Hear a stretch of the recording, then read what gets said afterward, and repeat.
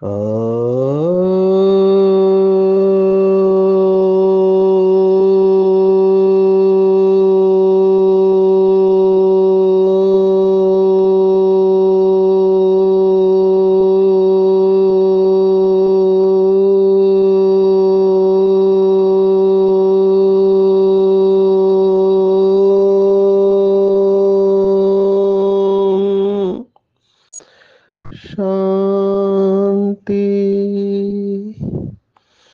आज 27 सितंबर 2024 भारत में शुक्रवार है। Today is 27th September 2024 and it's Friday in Bharat. आज की मुरली का जादुई रहस्य स्वयं को प्रेरणा देने के लिए Magical secrets of today's Murli for motivating the self।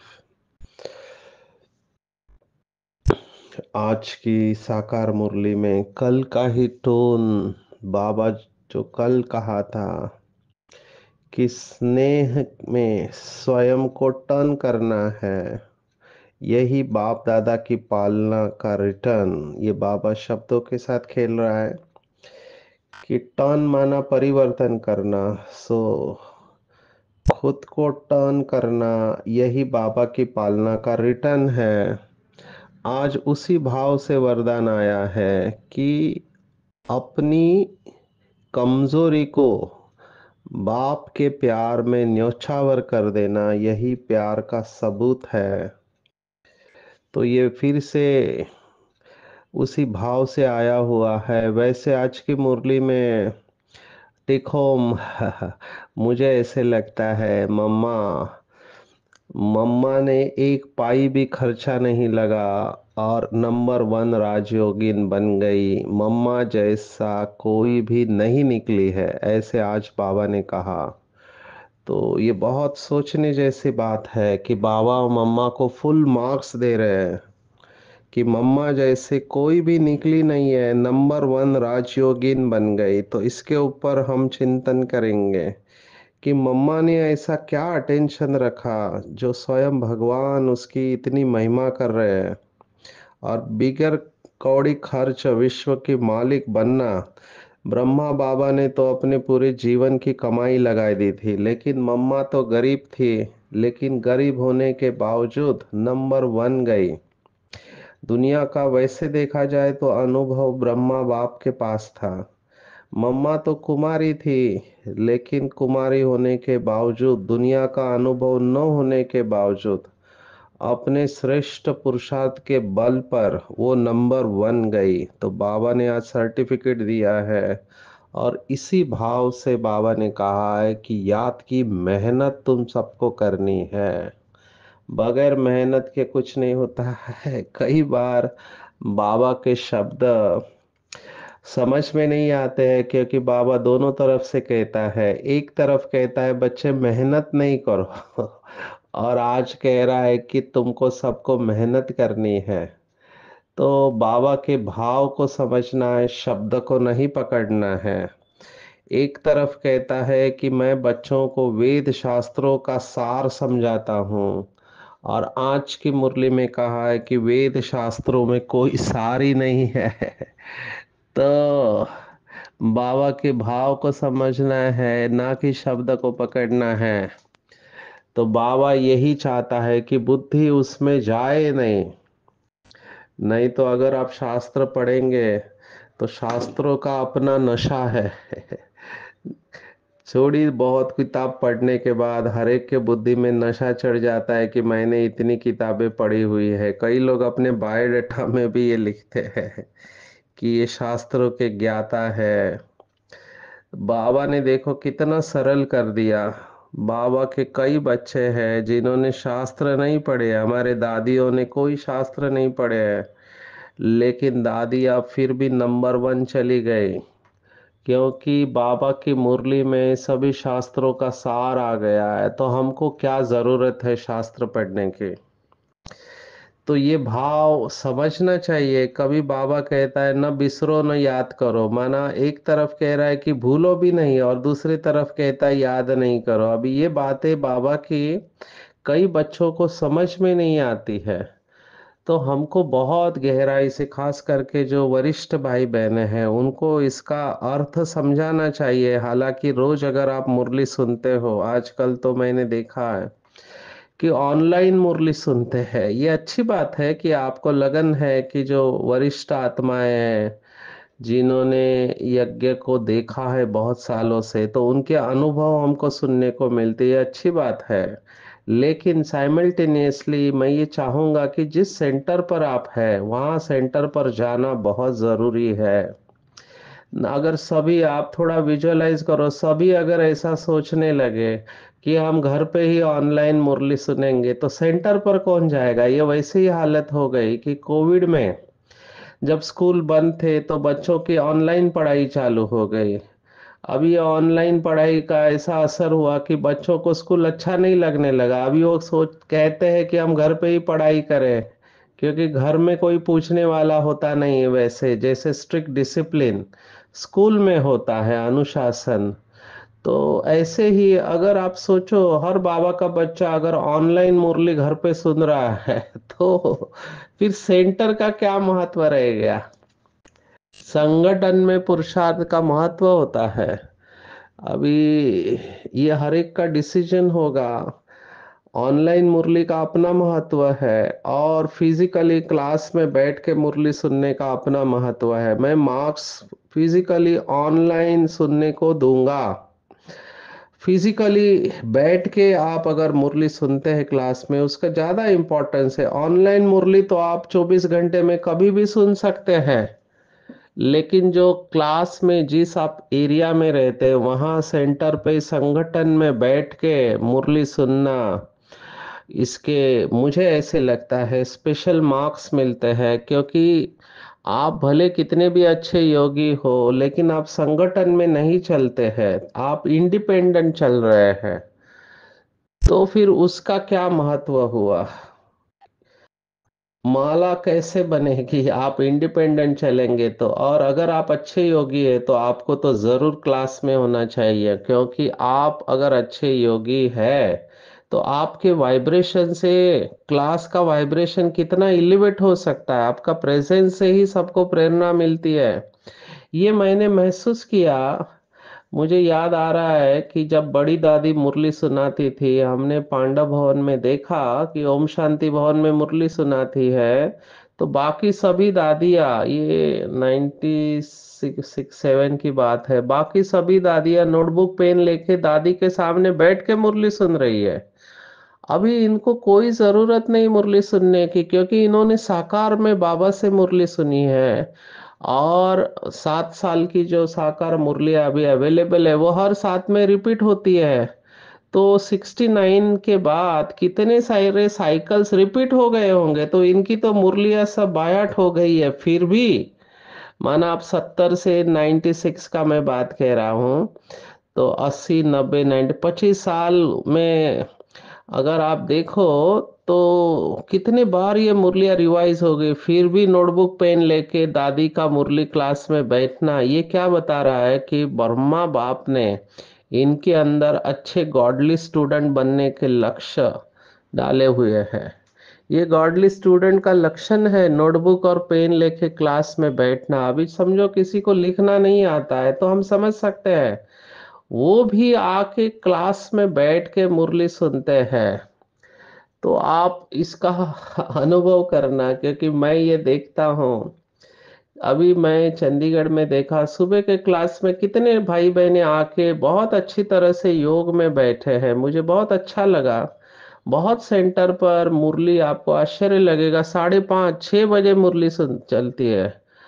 कई स्थान पे मुरली 7 बजे होती है, कई स्थान पे 7:15। तो मैंने कहा 7:15 बजे टाइमिंग क्यों रखा है, तो कहते हैं हमारे भाई बहने सुबह आ नहीं पाते हैं, इसलिए हमको लेट। उस बहाने कई सेंटर पर जैसे मैंने देखा जहां हम रहते, मुरली मॉर्निंग में कोई आता ही नहीं है, शाम को आते हैं लोग। अभी ये क्यों हुआ, क्योंकि सुबह अभी कई लोगों को ड्यूटी पर जाना होता है, सुबह कई बड़े शहरों में पानी भरने का टाइम होता है। लेकिन सभी को तो ये जिम्मेवारी नहीं है ना, जिनको है हम समझ सकते हैं, लेकिन बाकी लोग तो आ सकते हैं। तो ऐसे भी सेंटर है जहाँ मुरली क्लास मॉर्निंग में नहीं होता है, शाम को होता है। तो हर एक का अपना डिसीजन है, पर मुझे ऐसे लगता है मधुबन की दिनचर्या हमको फॉलो करना चाहिए। मॉर्निंग के मुरली क्लास का अनन्य साधारण महत्व है, क्योंकि मॉर्निंग में सुबह सुबह बुद्धि स्वच्छ होती है।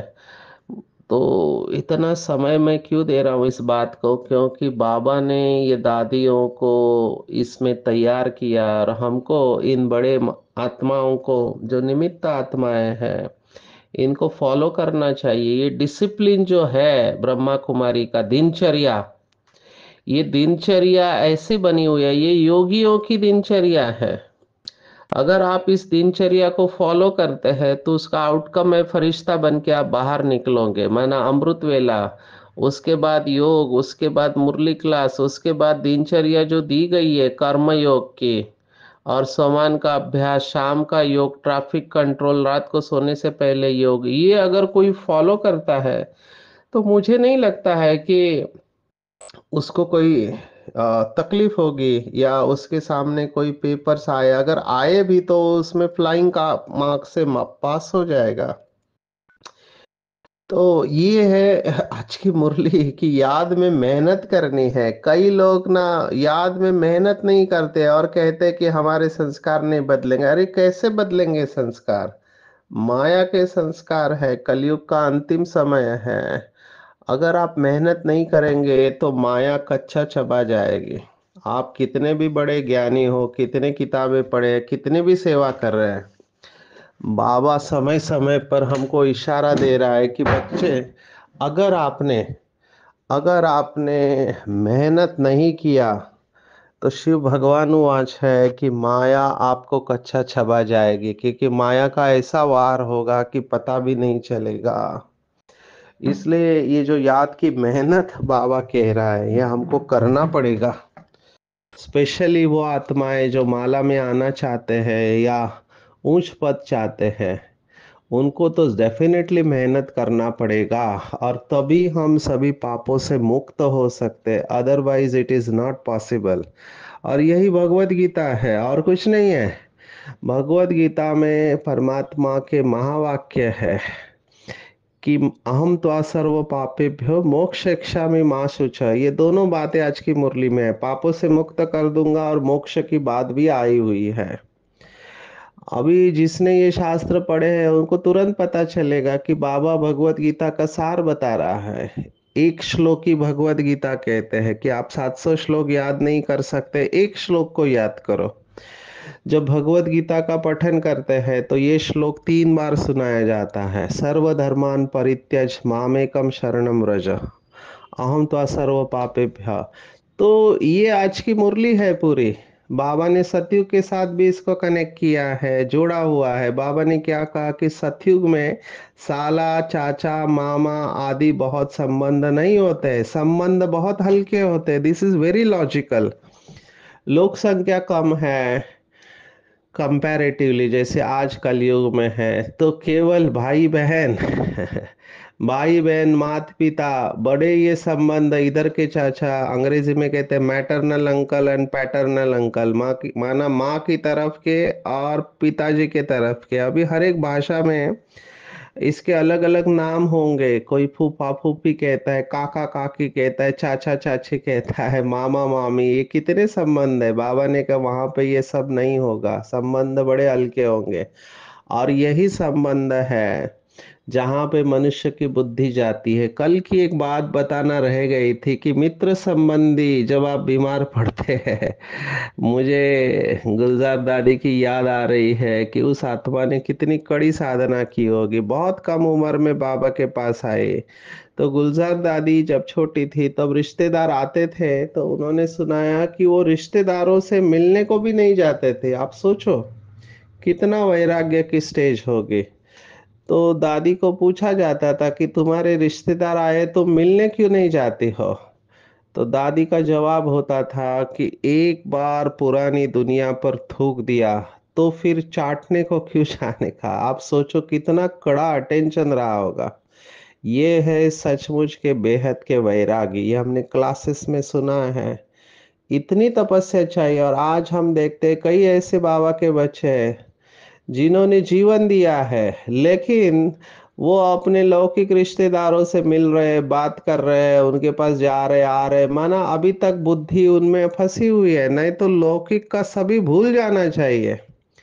बाबा ने कहा हुआ है कि योगी मतलब जिसके अंदर लौकिकता का अंश भी नहीं हो, लौकिक पूरा अलौकिक में परिवर्तन हो जाना चाहिए।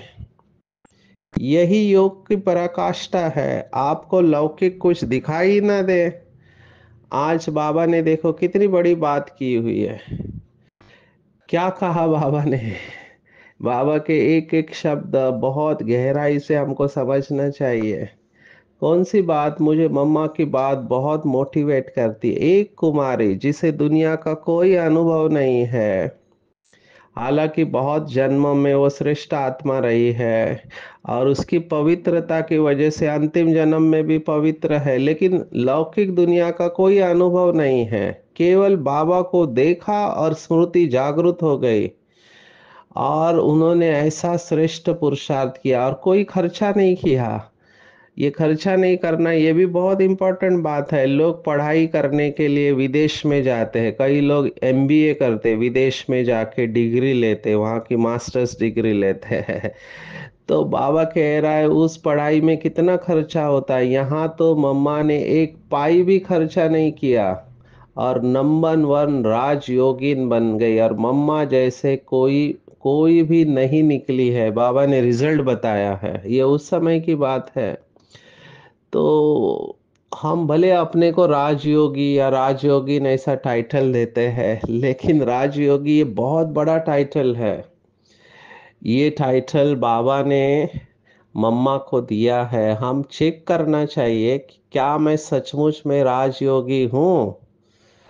राजयोगी बहुत बड़ा टाइटल है। राजयोगी माना जिसके सभी कर्मेंद्रिया कंट्रोल में है, मन बुद्धि संस्कार भी जिसके संपूर्ण कंट्रोल में है। अगर मेरा भोजन में आसक्ति है, नाम मान शान के लिए मेरी बुद्धि जा रही है, मैं हमेशा सोच रहा हूँ कि मेरा हर वक्त नाम हो, सभी मेरे को पूछे, मैं हमेशा आगे रहूं, या किसी के बोलने पर मुझे हर्ट फीलिंग आती है, मुझे अपमान की फीलिंग आती है, तो मैं राजयोगी कैसे हुआ।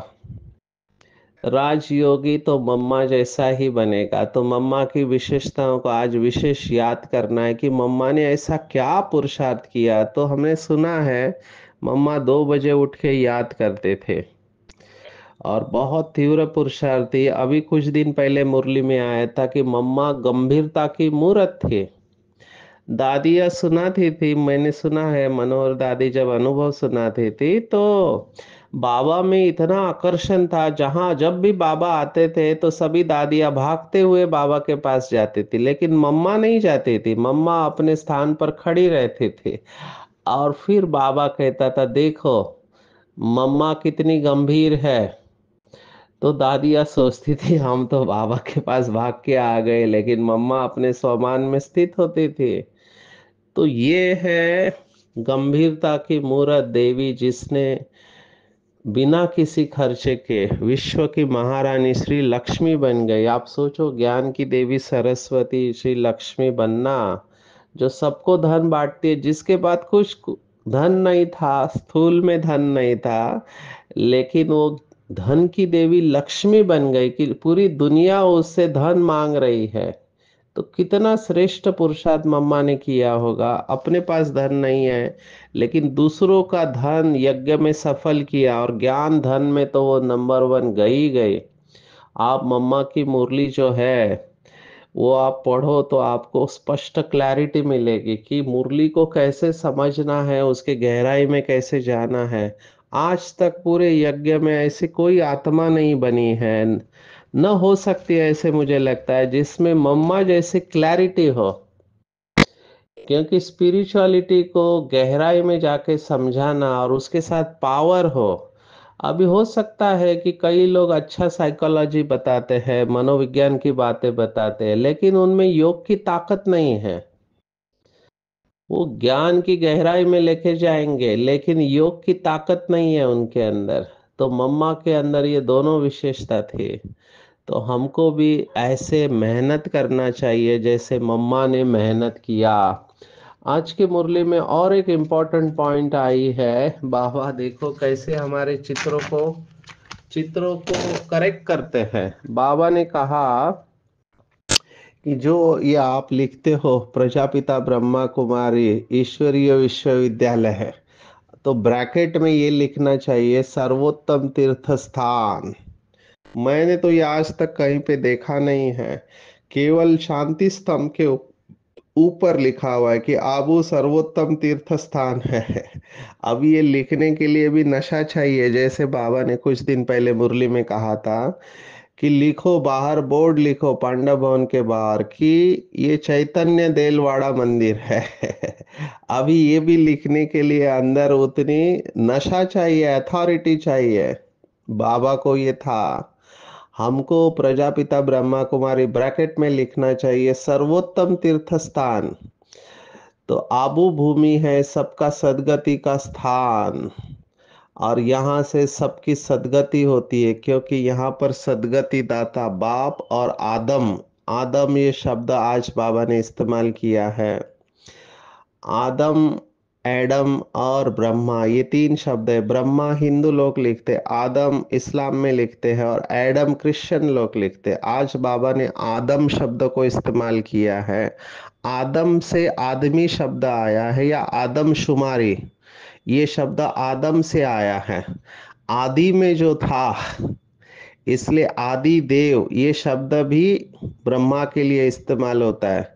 अंग्रेजी में दो शब्द इस्तेमाल होते, first man and new man. जब भगवान को नई दुनिया रचनी थी तो उसने फर्स्ट मैन को क्रिएट किया। अभी क्रिएट माना हवा में क्रिएट नहीं किया, उनके शरीर में प्रवेश किया। तो आदम ये शब्द है। अभी आदम को या एडम या ब्रह्मा को लोग देवता समझते हैं। बाबा ने आज स्पष्ट कहा है कि आदम आदमी है, वो न देवता है न भगवान है।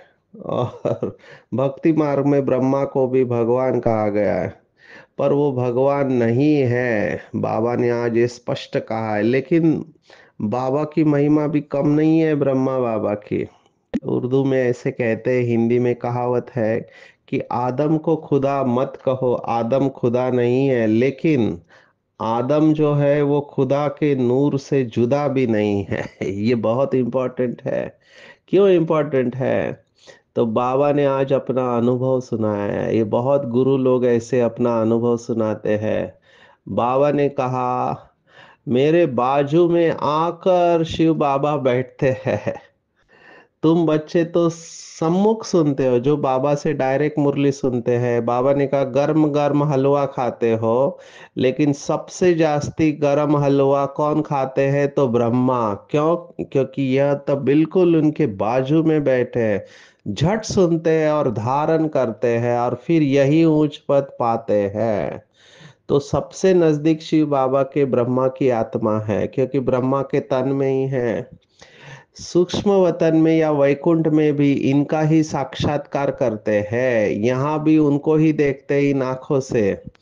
बाप पढ़ाते तो सबको है, बाकी है याद की मेहनत। अभी देखो कितनी गुह्य बात बाबा ने कही कि याद में रहना जैसे तुमको डिफिकल्ट लगता है, वैसे इनको भी लगता है, माना ब्रह्मा को लगता है। इसमें कोई कृपा की बात नहीं है।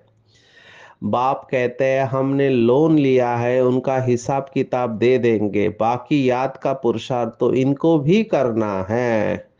ब्रह्मा बाबा खुद अपना अनुभव सुना रहे, और ये कहने के लिए बहुत नम्रता चाहिए, बहुत निरंकारिता चाहिए, नहीं तो कई गुरुओं को अभिमान आ जाता है। और यहाँ पे भगवान जिसके तन में प्रवेश करते हैं वो आदम, एडम और ब्रह्मा खुद क्या कहते हैं? बाप कहते हैं समझता भी हूँ, बाजू में बैठा है, बाप को हम याद करते फिर भी भूल जाता हूँ। तो देखो ब्रह्मा बाबा ये एक्सेप्ट कर रहा है कि मैं बाप को याद करते फिर भूल जाता हूँ, सबसे जास्ती मेहनत इनको करनी पड़ती है। क्यों? क्योंकि युद्ध के मैदान में जो महारथी पहलवान होते हैं, जैसे हनुमान का मिसाल है, तो उनकी ही माया ने परीक्षा ली, क्योंकि वह महावीर था। जितना जास्ती पहलवान उतना जास्ती माया परीक्षा लेती है। ये समझना इसको अच्छी तरह से। तूफान जास्ती आते हैं। बच्चे लिखते हैं बाबा हमको ये होता है, बाबा कहते हैं यह तो सब कुछ होगा। ब्रह्मा बाबा ये क्यों कह रहा है? क्योंकि उसको पता है। बाबा रोज समझाते हैं खबरदार रहना। बाबा को लिखते हैं बाबा माया बहुत तूफान लाती है। कोई कोई देह अभिमानी होते हैं तो बाबा को बतलाते नहीं है। देखो पहले साकार में बाबा के बच्चे बाबा को खत लिखते थे, लेकिन उस वक्त भी कई बाबा के ऐसे बच्चे थे जो देह अभिमान के कारण, जैसे कल की परसों की मुरली में था, चार्ट लिखने से लज्जा आती है इसलिए लिखते नहीं है। बाबा ने कहा देह अभिमानी होते तो बाबा को बतलाते नहीं है, तुम अभी बहुत अक्लमंद बनते हो।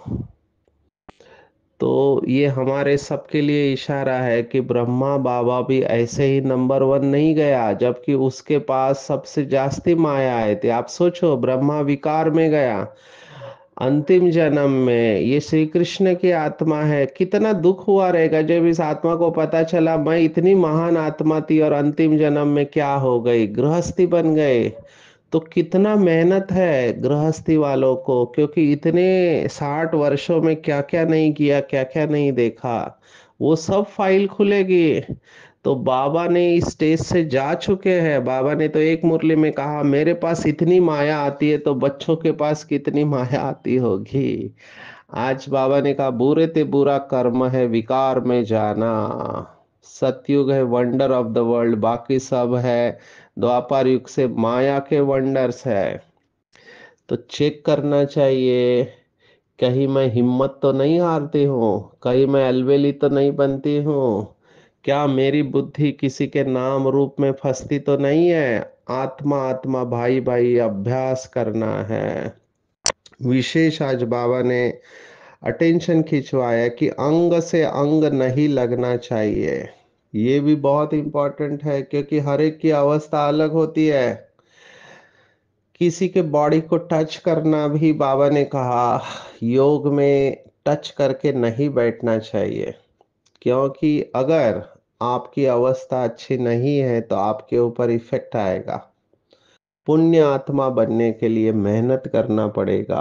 अब ये बात स्थूल है या सूक्ष्म है, दोनों बातें इंपॉर्टेंट। स्थूल भी टच जितना हो सके नहीं करना है, लेकिन उससे ज्यादा इंपॉर्टेंट मुझे लगता है सूक्ष्म में किसी की निगेटिविटी को टच नहीं करना है। नहीं तो दैहिक दृष्टि वाले बहुत लोग आते हैं। बाबा ने खास बहनों को कहा है कि सेंटर पर अलग अलग प्रकार के लोग आएंगे।